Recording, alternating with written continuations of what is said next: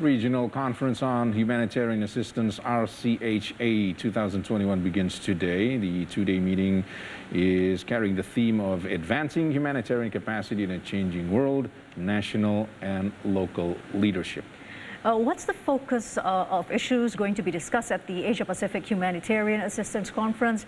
We have with us on Asia Prime tonight Ambassador Febrian Rudiar, also the Director General of Multilateral Cooperation of the Indonesia's Foreign Affairs Ministry. Assalamualaikum, Ambassador Febrian. Welcome to the show. Waalaikumsalam, Fifi and Rob. Nice to see you. Likewise, Pa. Ambassador Febrian, what is the main agenda of this two-day meeting of RCHA? Please elaborate.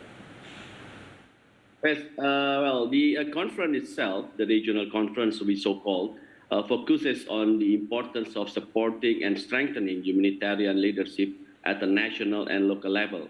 And then there will be a question, why is this important? As a country which is prone to natural disaster and also are used to the impact of such disaster, Indonesia holds plenty of first-hand experience in the delivery of the humanitarian assistance. And in this pandemic situation, we observe that international and regional humanitarian actors face challenges in conducting humanitarian work. Consequently, the fulfillment of the assistance for affected community are also hampered as well. And in this setting, national and local actors begin to show capability to do the humanitarian assistance delivery. By seeing this, we have to focus support to this leadership of national and local humanitarian actors, not only the quickest actor to reach the affected communities, national and local actors are also the most suitable responder, first responder to the emergencies, because they have sensitivity to national and local context and situation. So what main issue does Indonesia really want to promote in this year's conference? As earlier we heard Minister Retno Marsudi asking for participation from colleagues. Well, there are several things that Indonesia would like to promote. We would like to voice out the importance for Asia Pacific to have a network of national and local humanitarian actors, especially related to the impact of the natural disaster. Through this network, many things can be done. Among others are for humanitarian actors to collaborate and build partnership more robustly, and they can support each other to strengthen capacity, such as through capacity building program. We can put forward is humanitarian diplomacy in Asia Pacific by having this regional conference. What we are doing, in fact, is we will show Indonesian leadership by setting up the first stone for the future development of humanitarian architecture in the Asia Pacific region, showcasing Indonesian achievement in the area of humanitarian assistance. And Indonesia speakers during that particular session are actively participating in all of the session in RCHA 2021. Indonesia participation is represented by multi-stakeholders. We have Palang Merah Indonesia, BNPB, and also Indonesian Humanitarian Civil Society. Internally, the conference can also motivate governmental and non-governmental humanitarian actors in Indonesia to actively support Indonesia humanitarian diplomacy in the region. As we are aware, Indonesia society holds big potential to support our humanitarian diplomacy, and their support have been shown in many examples, for example, in Myanmar, Palestine, and also many other countries. Ambassador Febrian, to ensure that human rights are also implemented, governments must work together with other parties, including with non-governmental organizations. How does this work in practice? Your perspective, Ambassador.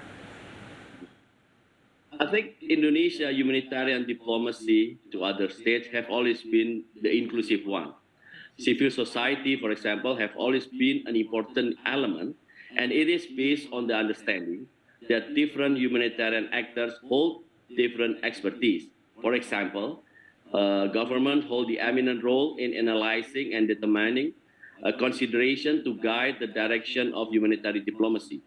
Civil society, among others, hold expertise in distribution, promotion, and the delivery of assistance rapidly to reach affected population on the ground, while philanthropists and private sectors hold the advantage of being able to support flexible funding.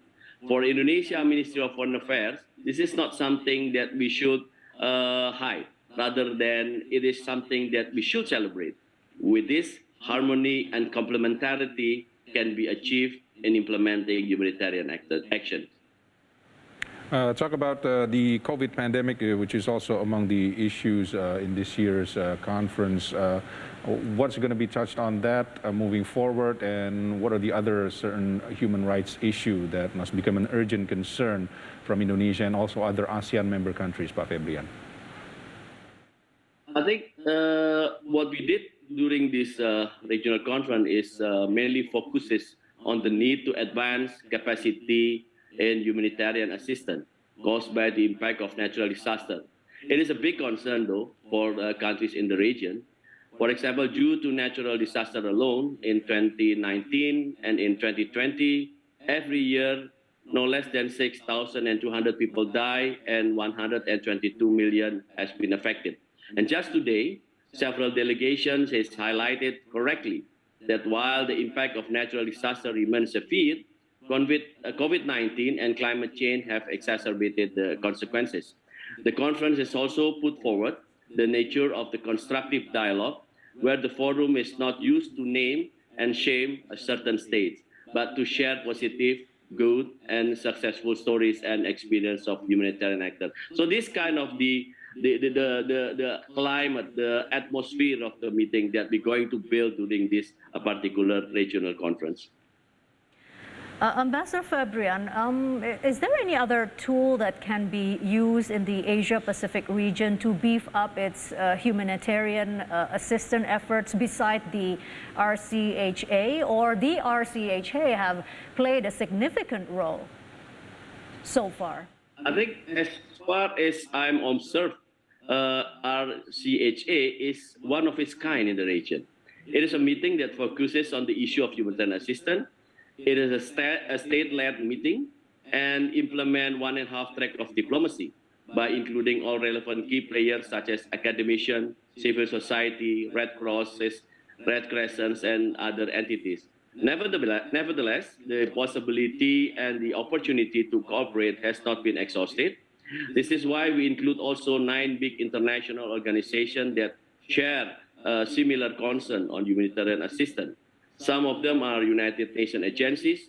Among them, we had the opportunity to engage, which is Ibu Armida Alisabana, the Executive Secretary of the United Nations Economic and Social Commission for Asia and the Pacific. So this is the reflection that there are rooms for regional conference and United Nations to cooperate further. But we have to be very proud as the Indonesian diplomacy concern that I think this is the first of its kind of this kind of gathering ever happened in the region, and in such a challenging situation right now, I think it's becoming more and more relevant.